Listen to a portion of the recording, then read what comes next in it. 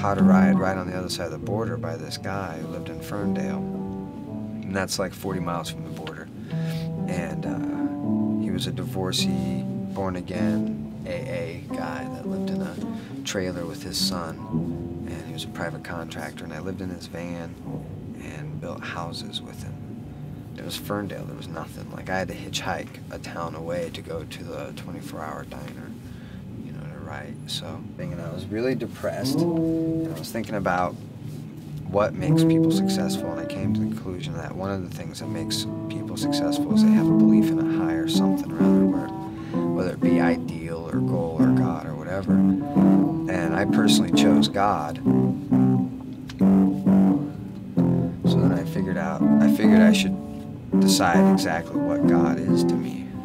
And I was brought up Pentecostal, you know, so there's a lot of, you know, Christianity that I've been taught, you know, growing up with a minister. And so I mean, a lot of it's kind of Christian, I suppose, but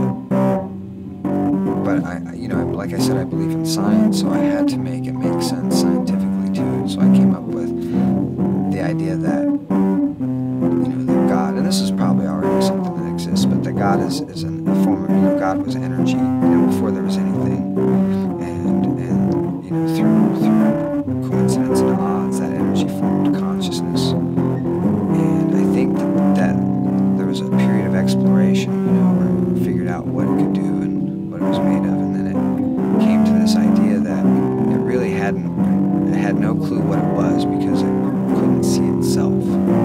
So it decided to, through a process, subdivide itself to a point where it no longer knew what it was and didn't recognize its source. And I think we're part of that.